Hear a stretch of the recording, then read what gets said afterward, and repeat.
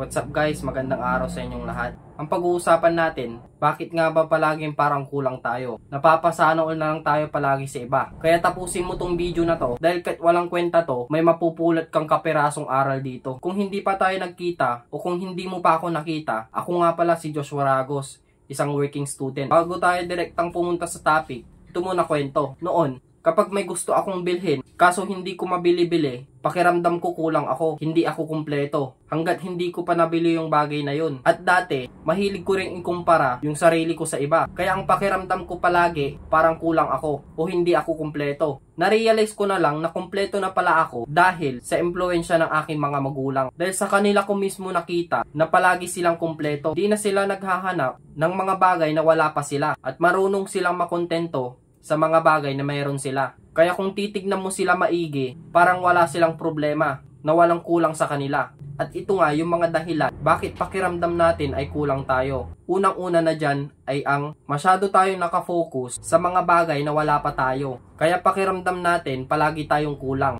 Halos di tayo makontento sa mga bagay na mayroon tayo ngayon. Kung anong kaya mong bilhin ngayon at hindi mo pa makuha, ngayon lang yan. Kasi kung gagalingan pa natin, garantisado yung mga bagay na gusto mo pero wala ka, magkakaroon ka din yan. Kaya imbis na mag-focus ka sa mga bagay na wala ka pa, na hindi mo pa afford sa ngayon, mag-focus ka sa mga bagay na mag-generate ng pera para mabili yung mga bagay na gusto mo. At galingan mo dyan. Paano mahanap yun? Hindi ko din alam dahil kanya-kanya tayo sa mga bagay na yan. Okay, next. Isang dahilan, bakit pakiramdam natin kulang tayo? Kasi tayong mga Pilipino, ang dami natin gustong bilhin. Kapag nabili natin, unang gusto natin, may kasunod na naman tayong gustong bilhin. Kaya pakiramdam natin palagi, kulang tayo o hindi tayo kumpleto. Hindi masama na bumili ng mga bagay na kailangan natin. Ang ugali kasi natin mga Pilipino, karamihan sa atin, kahit pwede pa yung isang bagay, pinapalitan na natin. O kumbaga, madali tayo magsawa. Case in point, may nagustuhan kang bag, kaka-scroll mo sa TikTok, sa Shopee, o di kaya sa Lazada, sa mga online shop. Kahit na pwede pa yung bag na ginagamit mo, bibili ka ulit nung nagustuhan mong bag. At kapag dumating yun, at di mo nagustuhan, bibili ka ulit ng panibago. Yan ang paulit-ulit na cycle na nakasanayan ng karamihan sa atin. Ako personal, halos karamihan sa mga gamit ko, mas lalo mga bag, hingi lang talaga. Oo, as in hingi lang talaga. Mga pinaglumaan ng mga kapatid ko, ng mga bayaw ko. Pwede pa naman yung bag maganda pa. Pinapalitan nila yung bag nila, edi kinukuha ko. Humihingi ako ng mga gamit, hindi dahil wala akong pambili. Alam kong may pagkakagastusan pa akong mas importante sa mga bagay na yon. Kaya ikaw, kung pwede pa naman yung gamit mo, huwag kang magmadaling magpalit. Dapat maintindihan mo na may mas importante ka pang bagay na dapat paggastusan ng perang hinahawakan mo. Okay, next.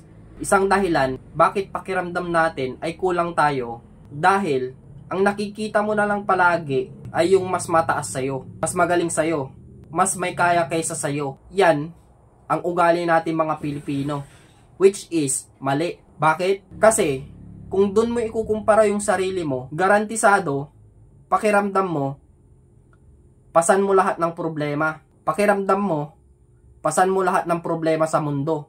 Pakiramdam mo, talong-talo ka sa buhay. Subukan mong tumingin sa mga taong walang trabaho, tambay, at ikaw may trabaho at hindi ka tambay.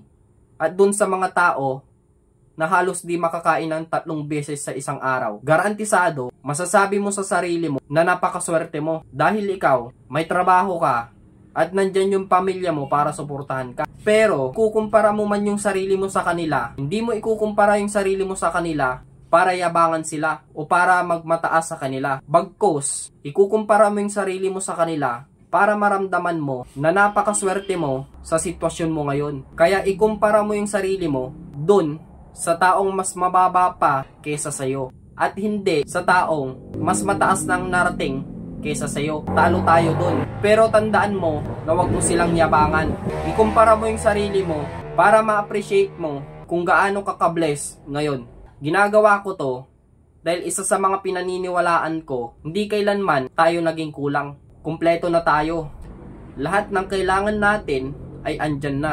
Ang kalaban kasi natin dito ay ang palagi nating pag-iisip na kulang tayo dahil sa nakasanayan nating ugali na hindi matapos-tapos na luho. At kung umabot ka sa part na to, samahan mo ko at mag-ambag tayo sa henerasyon natin. Hindi man tumalaki, basta umuusad tayo. Kailangan talaga ng matinding disiplina para hindi mo maisip na kulang ka o hindi ka kompleto. Dahil kompleto ka na, kailangan mo lang makontento kung anong meron ka ngayon. Huwag puro luho, live within your means, ika nga. At kung umabot ka sa part ng video na to, huwag mo namang kalimutang mag-like, follow, at i-share mo na din tong video na to para mapalawak pa natin yung mga positibong pananaw natin sa buhay. At muli, ako nga pala si Joshua Ragos, isang working student. Huwag kang mainip dahil lahat ng sakripisyo ay may malupit na kapalit.